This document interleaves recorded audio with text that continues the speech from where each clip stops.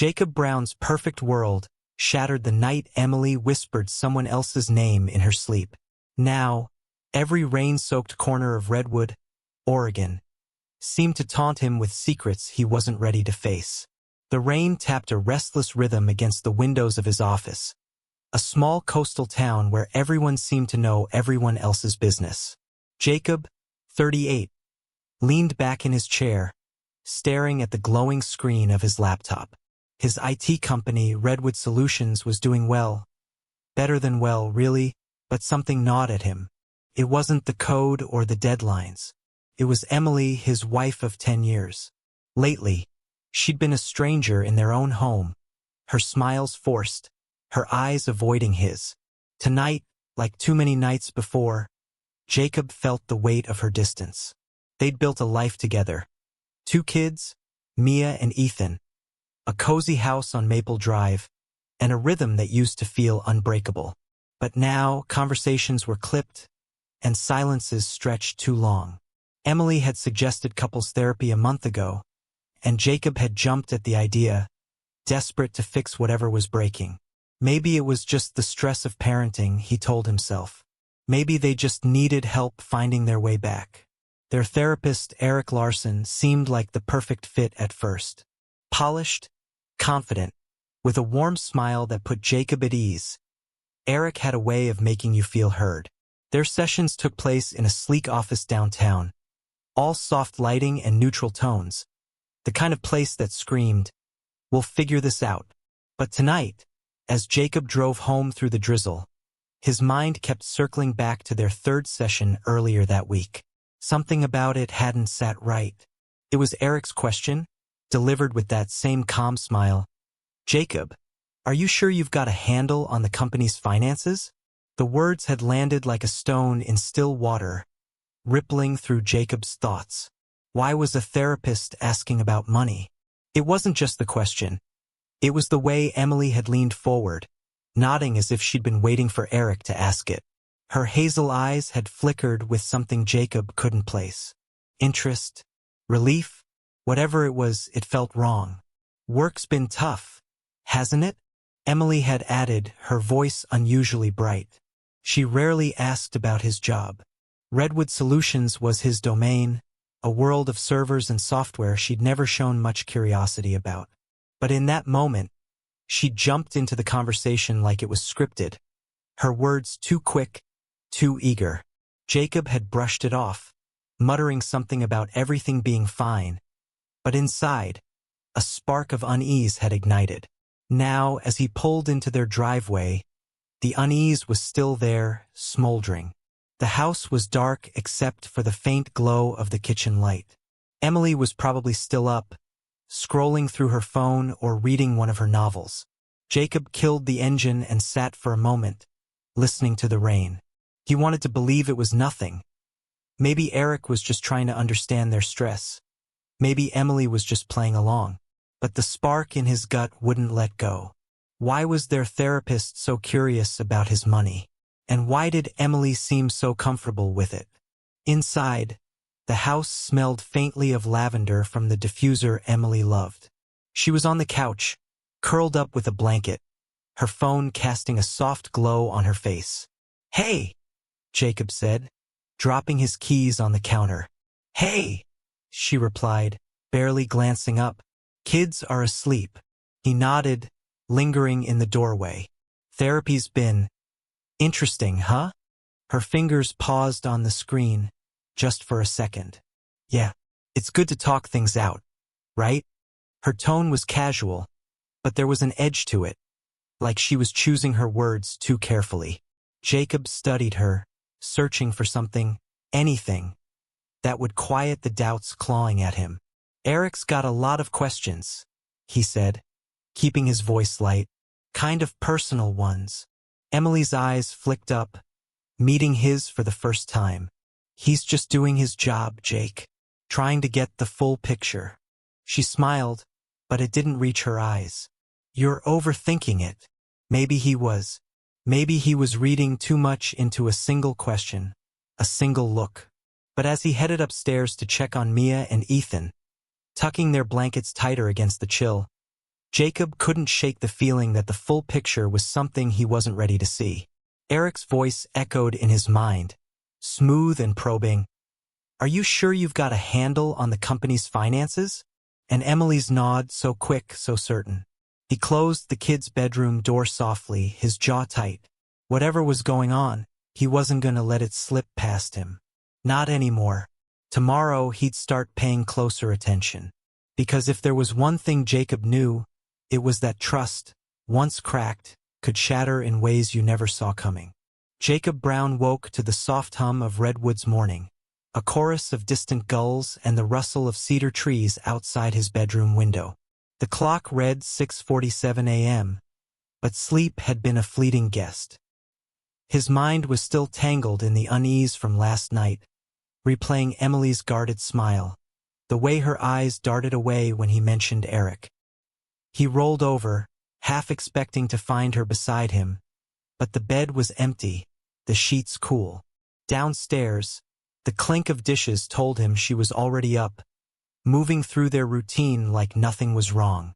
In the kitchen, Emily was pouring coffee, her dark hair pulled into a messy bun. Mia and Ethan were at the table, giggling over their cereal, oblivious to the tension that hung like fog between their parents. "Morning," Jacob said, forcing a smile for the kid's sake. "Morning," Ethan chirped, milk dribbling down his chin. Mia waved, her nose buried in a comic book.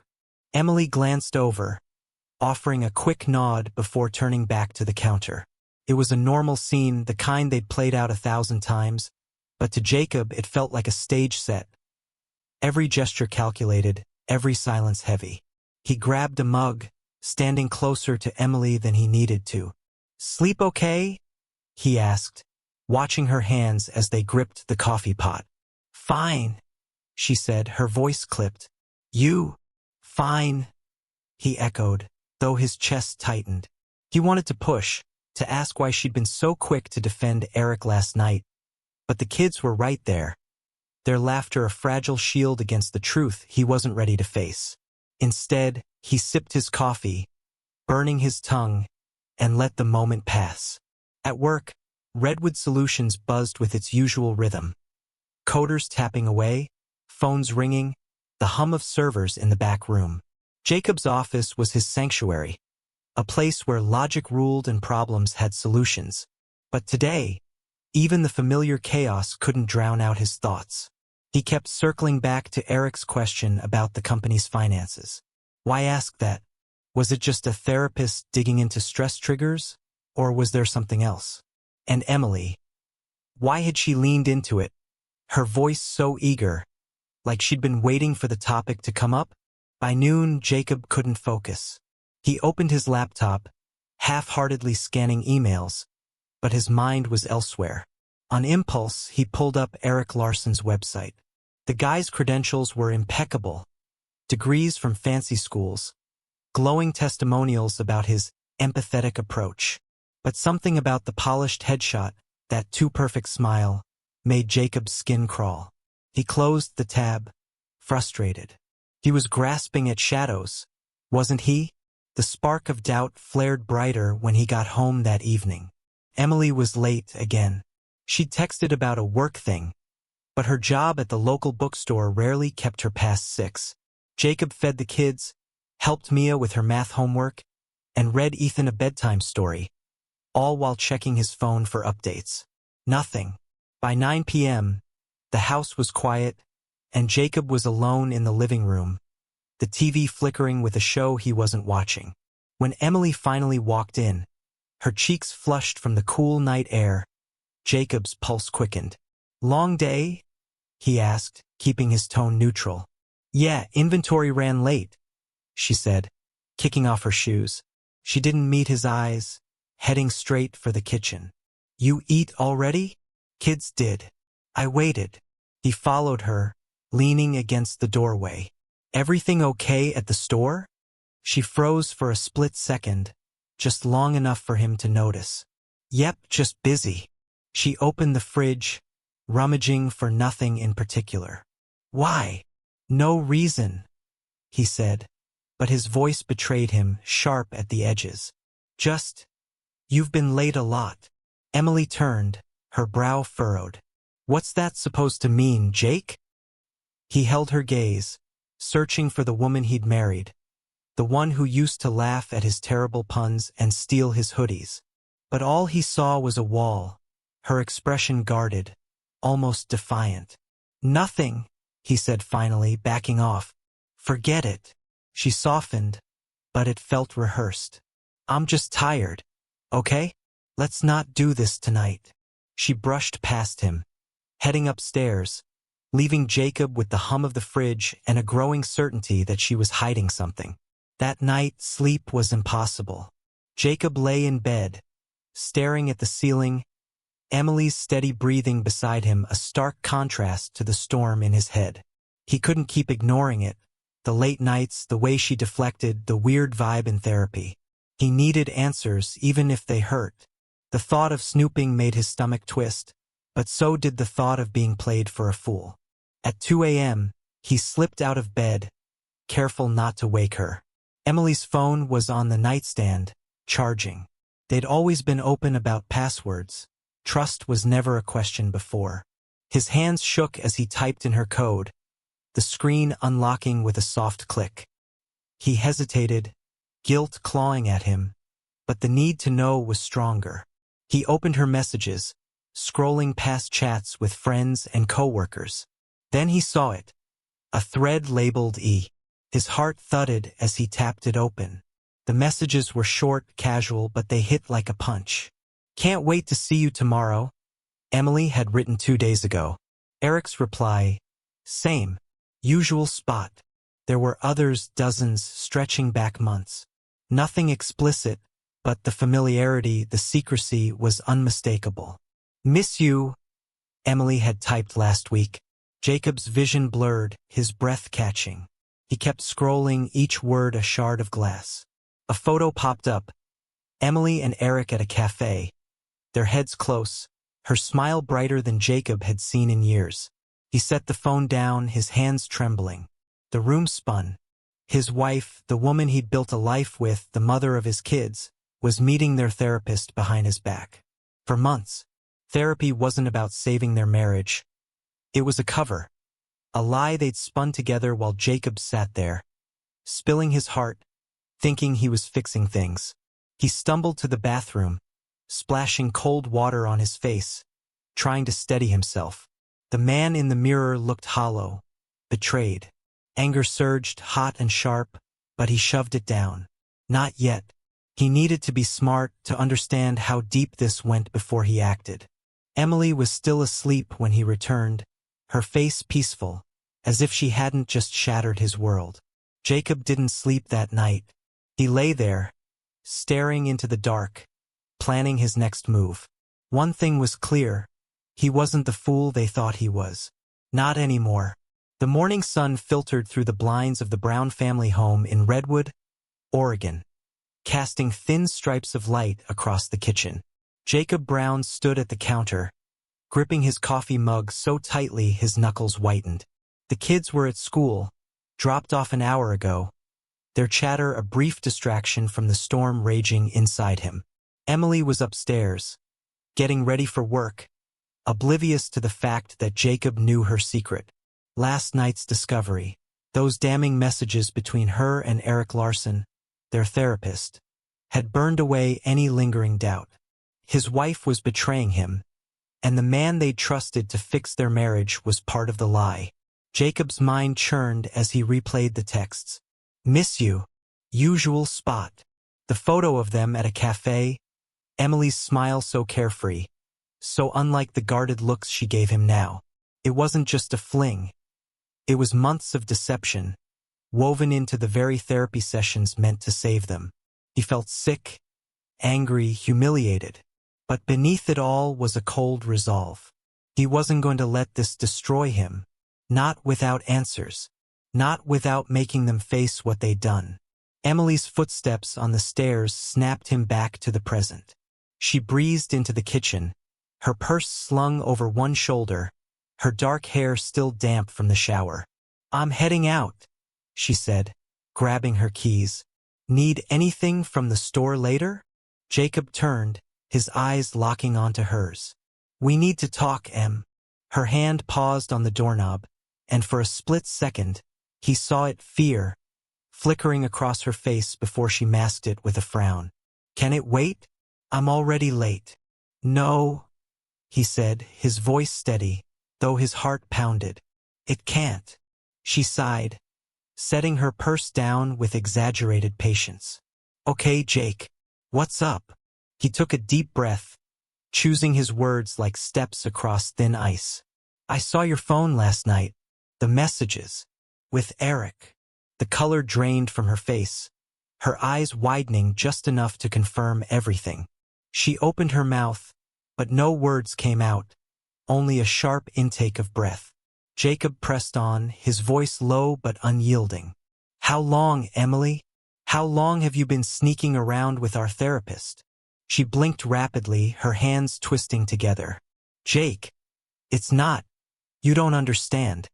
Don't. He cut her off, his tone sharper now. Don't lie to me. I saw the texts, the photo. You've been meeting him for months. Haven't you? While I'm sitting in that office, pouring my heart out trying to fix us, you're, what? Laughing at me? Her shoulders slumped, and she looked away, her jaw tight. It's not like that, she whispered. But there was no conviction in her voice. Then what's it like? He demanded, stepping closer. Tell me, because I'm trying real hard to make sense of this. You're my wife, Em. We've got kids, a home. And you're running around with the guy who's supposed to be helping us. Her eyes glistened, but no tears fell. She crossed her arms, as if shielding herself from his words. I didn't mean for it to happen, she said finally, her voice barely audible. It just did. Jacob laughed, a bitter sound that echoed in the quiet kitchen. It just happened? For months? You don't accidentally lie to me every day. You don't accidentally meet him at cafes, send him messages about missing him. That's not an accident, Emily. That's a choice. She flinched, and for the first time he saw guilt, real guilt, etched into her features. I felt so alone, Jake. You were always working, always stressed. I went to Eric for advice, just to talk about us, and it got out of hand. Out of hand. He shook his head, incredulous. You're blaming me? I was working to keep this family afloat, to give you and the kids everything. And you felt lonely, so you turned to him? The guy we're paying to fix our marriage. I'm not blaming you, she said quickly, her voice cracking. I messed up, okay? I know I did. But it's not what you think. It's not serious. Not serious? Jacob's voice rose despite himself. You've been lying to my face for half a year, using therapy as a cover. You call that not serious? She didn't answer, just stood there, her gaze fixed on the floor. The silence was louder than any argument, a chasm between them that no words could bridge. Jacob felt the weight of it all. The betrayal, the manipulation, the sheer audacity of sitting across from Eric week after week, thinking he was helping while he was helping himself to Jacob's life. I need you to leave, Jacob said finally, his voice calm but cold. Pack a bag. Stay somewhere else for a while. I can't be around you right now. Emily's head snapped up, her eyes wide. Jake, please. I mean it, he said, cutting her off. I need space to figure this out. For me, for the kids. You did this, Em. You don't get to decide how I deal with it. She opened her mouth to protest, then closed it, nodding slowly. Okay, she whispered. I'll stay with my sister. Good, he said, turning away so she wouldn't see the tremor in his hands. He heard her footsteps retreat upstairs, the soft thud of drawers opening, the zip of a suitcase. Each sound was a nail in the coffin of the life they'd built. But Jacob didn't waver. He couldn't afford to. When she came back down, her suitcase in hand, she paused at the door. I'm sorry, Jake, she said, her voice thick. I never wanted to hurt you. He didn't respond, didn't look at her. The door clicked shut behind her, and the house fell silent, save for the faint drip of the kitchen faucet. Jacob sank into a chair, burying his face in his hands. His chest ached, not just from anger but from the hollow realization that the woman he loved, the woman he thought he knew, was gone, replaced by someone capable of this. But it wasn't just Emily. Eric's face flashed in his mind. That smug smile, those probing questions about money, about stress, about Jacob's life. He wasn't just a bystander. He'd orchestrated this, twisting their trust into a game. Jacob's jaw tightened. Emily might have made her choices, but Eric had preyed on their vulnerability, on Jacob's willingness to believe in the process. That wasn't just betrayal, it was a violation. He pulled out his phone, his fingers hovering over the screen. Confronting Eric now would feel good, but it wouldn't be enough. Jacob wanted more than a shouting match. He wanted justice, real, lasting consequences. An idea took root, sharp and clear. Eric wasn't untouchable.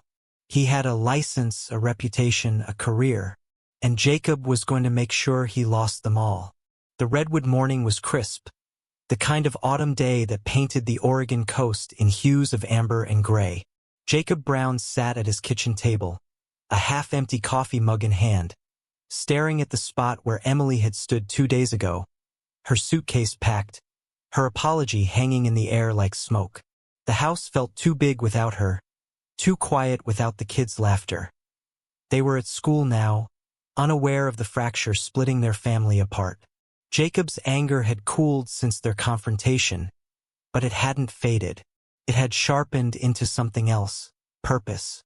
Emily's betrayal cut deep, but Eric Larson, their therapist, was the architect of this mess. His questions about Jacob's finances, his smug confidence in those therapy sessions, the way he'd sat there, pretending to help while meeting Emily behind Jacob's back. It wasn't just personal. It was professional misconduct, a violation of trust that went beyond their marriage. Jacob wasn't going to let him walk away unscathed. Not if he could help it. He opened his laptop, the glow of the screen a stark contrast to the soft light filtering through the window. His first move was research. He pulled up the website for the Oregon Board of Licensed Professional Counselors, skimming through their ethics code. Words like boundaries and client welfare jumped out, each one a nail in Eric's coffin. Jacob's pulse quickened as he found the complaints section. Filing a formal grievance was straightforward. An online form, a detailed account, any evidence he could provide.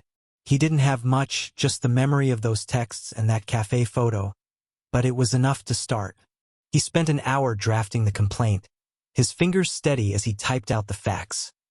Eric's inappropriate focus on Jacob's finances, the secret meetings with Emily, the betrayal disguised as therapy. He kept it clinical, professional, though every word burned. When he hit submit, a confirmation email pinged his inbox, promising a review within weeks. It wasn't immediate, but it was something, a spark of control in a world that had spun out of it. Next, Jacob called his best friend, Lucas, a contractor who'd known him since their college days in Portland. Lucas picked up on the second ring, his voice warm but curious. "Jake, man, you okay?" "It's early." "Not really," Jacob admitted, leaning back in his chair. "I need to talk. It's about Emily." Lucas listened as Jacob poured it all out. The texts, the confrontation, Emily's confession. When he got to Eric's role, Lucas let out a low whistle. "Your therapist? That's a new level of messed up. What are you gonna do?" "I filed a complaint with his board," Jacob said. "He's not getting away with this. But I don't know, Luke. I'm trying to figure out what's next. For me, for the kids." "You did the right thing," Lucas said firmly. "Guy like that doesn't deserve a license." "And Emily, look, I'm not gonna sugarcoat it. She screwed up big time. But you're not alone, all right? Whatever you need, I'm here." Jacob managed a faint smile. "Thanks, man. Means a lot." They talked a while longer, Lucas's blunt honesty a lifeline in the fog of Jacob's thoughts. After hanging up, he felt lighter. Not healed, but steadier. The complaint was a start, But he needed to protect himself, too. Emily was still his wife legally and financially. What if this wasn't just emotional betrayal? What if Eric's questions about money meant something more? The thought sent a chill through him. That afternoon, Jacob met with a lawyer in downtown Redwood, a no-nonsense woman named Carla Reyes. Her office smelled of leather and coffee, and her sharp eyes put him at ease. "So," she said, leaning forward, "you're considering your options. Divorce? Separation? Or just information?" "Information," Jacob said, his voice low. "For now. Emily, she's been unfaithful. With our therapist. I don't know what I want long-term, but I need to know where I stand. For me and my kids." Carla nodded, jotting notes. "Smart to get ahead of this. Oregon's a no-fault divorce state, so infidelity doesn't change much legally, but it matters for your peace of mind. Custody, assets, alimony, we can map it all out. Any joint accounts or business ties I should know about." Jacob hesitated. "My company's mine, but we share savings, a mortgage. And the therapist kept asking about my finances. It's probably nothing, but it felt off." Her pen paused. "That's unusual. Could be he was fishing for context, but it's worth checking your accounts for anything strange. Just to be safe." The meeting lasted an hour, Carla laying out possibilities: mediation, separation agreements, custody arrangements. Jacob left with a folder of paperwork and a clearer head. He wasn't ready to file for divorce. Not yet. But knowing he had choices gave him a foothold, a way to climb out of the chaos. When he got home, the house was still empty, the kids at after-school programs. Jacob checked his phone. Nothing from Emily since she'd texted yesterday to say she was settled at her sister's. Part of him wanted her to reach out, to fight for them, but the larger part was relieved by the silence. He needed space to think, to rebuild the ground beneath him. That evening, Lucas swung by with takeout from Redwood's best burger joint, a greasy peace offering. They sat in the living room, the TV on low, talking over fries and sodas. "You look like you're holding up," Lucas said, studying him. "Better than I expected." "Barely," Jacob admitted, picking at his food. "I keep thinking about the kids. Mia's old enough to notice something's wrong. Ethan's clueless, but I don't want them hurt. They're tough like their dad," Lucas said. "You'll figure out how to talk to them. Just don't rush it. You're doing enough, man." "More than most would." Jacob nodded, grateful for the words, even if they didn't fully sink in. After Lucas left, he sat alone, the weight of the day settling over him. The complaint against Eric was filed, the lawyer was on his side, and Emily was gone, at least for now. But it wasn't enough to erase the ache. The betrayal, the lies, the way he'd trusted Eric to guide them while he'd guided Emily straight into his arms. Then his phone buzzed. A new email from the licensing board, confirming his complaint was under review. They'd need more details soon, maybe a follow-up call. Jacob stared at the screen, a flicker of satisfaction cutting through the pain. Eric thought he was untouchable, sitting in that sleek office playing savior. But Jacob wasn't done. This was just the beginning. The redwood sky was a canvas of slate and gold as Jacob Brown stood on his porch, the chill of late autumn biting through his jacket. Weeks had passed since Emily's departure, since the truth about her and Eric Larson had shattered the life Jacob thought he knew. The house on Maple Drive was quieter now, but not empty. Mia and Ethan's laughter still echoed in the evenings, a reminder of what mattered most. Jacob had spent those weeks rebuilding, not just his home but himself, and today felt like a turning point, a moment to close one chapter and start another. The Oregon Board of Licensed Professional Counselors had moved faster than Jacob expected. 2 days ago, an email arrived. Eric's license was suspended pending a full investigation, triggered by Jacob's complaint and corroborated by others who'd come forward with similar stories of blurred boundaries. The news wasn't joy, it was vindication, a quiet assurance that Jacob's voice had been heard. Eric's sleek office downtown was shuttered now, his reputation unraveling like a cheap sweater. He'd face consequences, not just for betraying Jacob, but for abusing the trust of everyone who'd sat in his chair. Emily was another story. She'd stayed at her sister's in nearby Coos Bay, texting Jacob sporadically. Apologies, requests to talk, promises to change. At first, he'd ignored them, the wound too raw to face her words. But for the kid's sake, he'd agreed to meet her last week at a neutral spot, a coffee shop called the Driftwood, where the hum of conversation drowned out the silence between them. She'd looked tired, her hazel eyes dull, her hands fidgeting with a napkin. "I messed up, Jake," she'd said, her voice low. "I know I can't undo it, but I want to be better for Mia, for Ethan, for myself too." Jacob had listened, his jaw tight. He saw her guilt, her shame, but it didn't erase the months of lies, the way she'd let Eric into their lives while shutting him out. "I don't know if I can trust you again," he'd told her, honest but calm. "But the kids need us both. We'll figure out how to co-parent, whatever happens." She'd nodded, tears welling but not falling. "I'll do whatever it takes," she'd whispered. "I'm so sorry." He'd left the meeting feeling lighter, not because he forgave her. He wasn't there yet, but because he'd drawn a line. Their marriage was over, at least as it had been. Divorce papers were on his lawyer's desk, a step he'd taken not out of anger but clarity. Carla Reyes had walked him through it, ensuring Mia and Ethan's stability came first. Joint custody, fair asset splits, Jacob wanted peace, not punishment. Today, though, wasn't about endings. It was about moving forward. Jacob had taken the kids to school that morning, Mia quizzing him about fractions, Ethan babbling about a new superhero movie. Their questions had grounded him, pulling him back from the edge of his own pain. He'd promised them a pizza night later, a small tradition to keep their world steady. But before that, he had one last loose end to tie. He drove to the community center, where a local support group for small business owners met monthly. Jacob hadn't attended in years. Redwood Solutions kept him too busy, but Lucas had nudged him to go, to reconnect with people who got the grind of running a company. The room smelled of burnt coffee and old books, and the faces were familiar, some friendly, some just curious. Jacob didn't share much, just listened as others talked about cash flow and marketing.